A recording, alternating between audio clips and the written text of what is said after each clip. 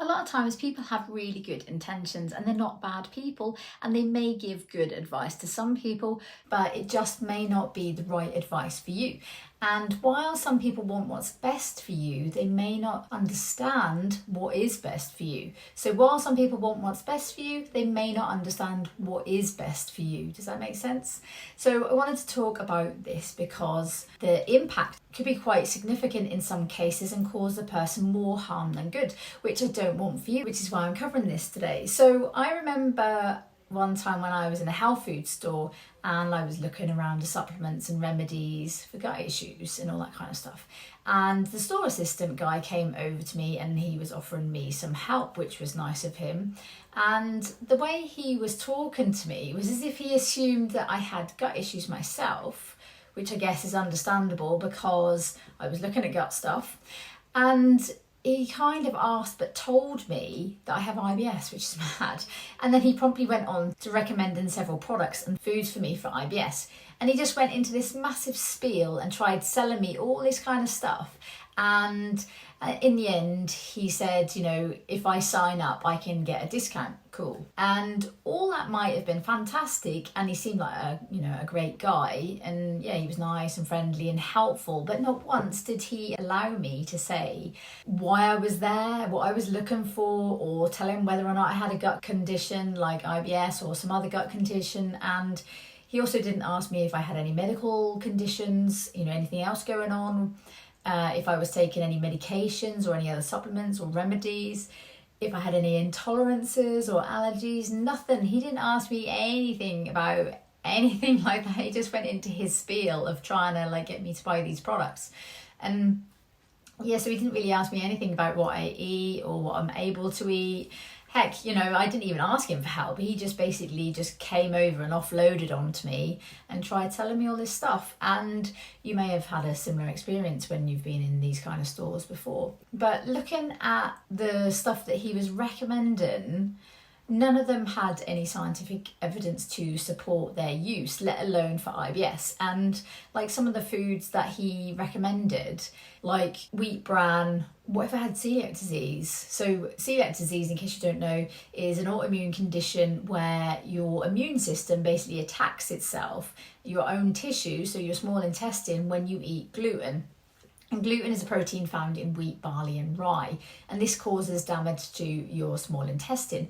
And then because of the function of the small intestine, you can then end up with nutritional deficiencies because your body can't absorb those nutrients, because that's what happens in the small intestine. And then also, what if I can't tolerate certain types of fibre or fermentable carbohydrates? And most of that stuff that he suggested wouldn't have been suitable for me.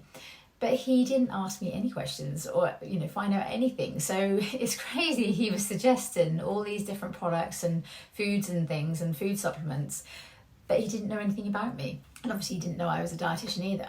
And some of those probiotics and prebiotics contain ingredients that might trigger symptoms too.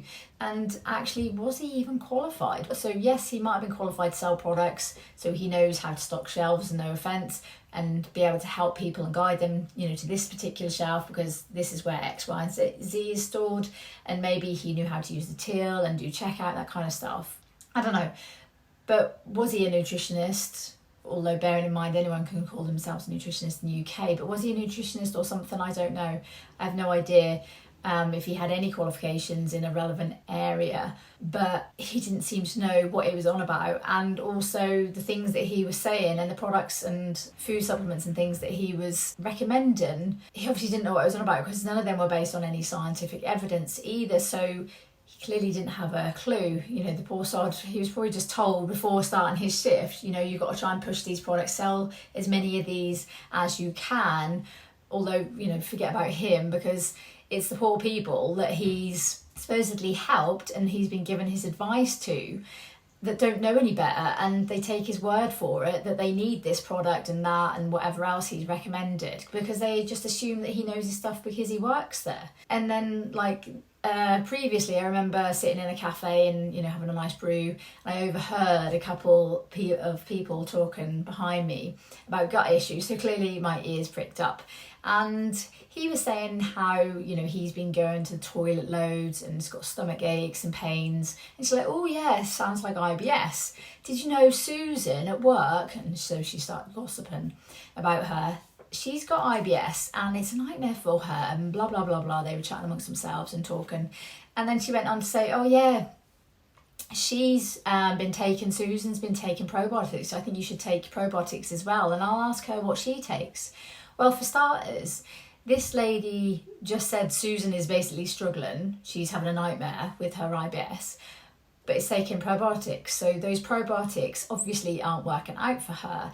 And although this episode isn't about probiotics, I will just quickly mention, because it's worth noting, that different probiotics do different things. So it's a matter of matching the probiotic to the issue. So it's a bit like medications, where a certain medication is prescribed for a certain condition. Like, you wouldn't take an antibiotic to treat a headache, would you? So it's the same kind of thing. So the key is to use the specific probiotic that has the scientific evidence to support their use for the certain thing or the certain health condition or conditions that's been studied.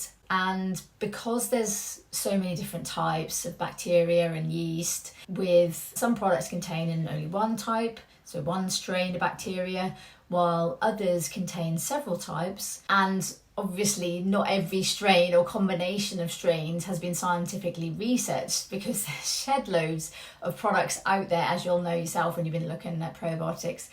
But this means that there's also shed loads of products out there, probiotics, that have no scientific evidence and may not be helpful for you. And so it will just end up being a waste of money. And disappointingly, maybe, you know, overall the evidence for IBS is mixed. There is no conclusive evidence that probiotics works for all types of IBS and for all IBS symptoms. And also, point to note is that there's research that's shown some probiotics didn't even contain any bacteria. Go figure.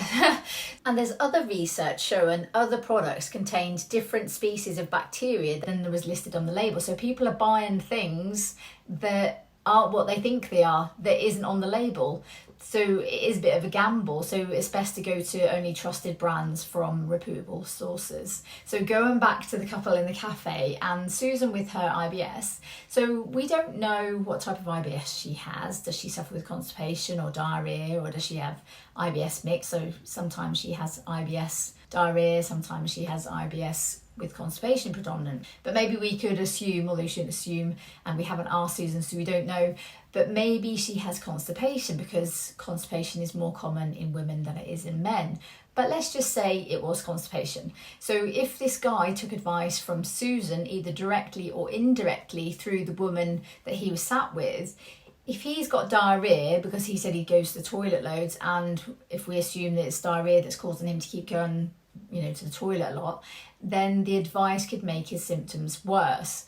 And even if they both have diarrhea, her triggers could be totally different from his. So again, copying what she's doing could make his symptoms a whole load worse. And also, who's to say this guy has even got IBS? What if there's something else causing his diarrhea or his symptoms? Because there's loads of reasons why someone could be suffering with diarrhea, and there's loads of conditions that have similar symptoms to IBS, so you can't just assume that it's IBS. So he would need to see his doctor for a diagnosis and next steps. So although your family, your friends, your colleagues, acquaintances, other fellow sufferers, personal trainers, store assistants, whoever, they might be good people, they might have good intentions, but then again they might not, because they see you there struggling with the flare-ups and see how bad it's affecting you and your life. And they think by giving you their advice, they're doing what's best for you. And yeah, they can give you support, which is awesome, because we all need support. But the advice that they're giving you might not be right for you, unless, of course, they're a qualified healthcare professional and they work in IBS. But then again, if they haven't completed an assessment on you, how can they give you the best advice because they don't know anything about you, as in all about your symptoms, lifestyle, medical history, all that kind of stuff. So they could give you advice, but it wouldn't be the best advice because it's not tailored to you, because they don't know about you. So that guy in the cafe, and we'll call him John, let's say, you know, he's chatting to a doctor. Now, a doctor is or can be the right person to speak to, unless of course they're a charlatan, or they've got like a doctorate in something like philosophy or history, and they can technically call themselves a doctor, but they aren't a medical doctor at all. So yeah, so not just blanket, you know, go see a doctor. And even if they are a medical doctor, unless they've actually checked John over, checked through his medical history, asked him the right questions and run the appropriate tests and seen the results, they can't give him personalised advice. They might be able to help him in theory, but without doing all of that groundwork and finding out all about his history and all about his symptoms and stuff, they're just basically guessing. And then there's another layer to this. So just because someone is a medical doctor doesn't automatically mean they're the right doctor for the job. They might be a cardiologist, for example, so they specialise in the heart and blood vessels, not the gut. So they might do a brilliant job at what they do, but it's still not the right person for the right job. So they're not the right person for John's digestive symptoms. So realistically, all that doctor could responsibly say in the cafe conversation is, you need to book an appointment so this can be properly investigated, so then you can get a diagnosis and get the proper treatment. And that's the point. It's not about any help, it's about getting the right help from the right person for the right problem. And this is exactly what I mean by getting bad advice from good people. So most advice people get for gut issues, I'd like to think, doesn't come from bad intentions. It comes from people trying to be helpful. The shop assistant guy probably genuinely thought he was helping. Susan probably thinks those probiotics are helping, even though she's still struggling, because, you know, someone told her, try probiotics, they're really helpful, take them. So she probably thinks that they actually work. Your partner, your mum, your mate, you know, your mate at work, at the gym, your personal trainer, your, you know, a colleague at work who supposedly fixed their gut by cutting out basically everything except chicken and rice. They're not villains, they're just not qualified. And more importantly, they don't know you. They don't know your symptoms. Well, they know you, but they don't know all about your symptoms, your medical history, your medications or supplements that you might be taking, what your triggers are, stress, sleep, eating patterns, your lifestyle, or even whether you've actually got IBS at all. And that's the danger, because when advice isn't personalised, it can waste your money, make your symptoms worse, increase food fear, push you into unnecessary restrictions, delay getting the proper diagnosis, and keep you stuck in a cycle of random trial and error. And when it doesn't work, you can end up thinking that you're the problem and that nothing is actually working for you, when actually you were just following advice that was never meant for you in the first place. So if you take one thing away from this episode, let it be this: good intentions do not equal good advice, and good advice from someone else is not automatically good advice for you. IBS is individual, and your gut deserves more than guesswork. So thanks for watching, catch you soon.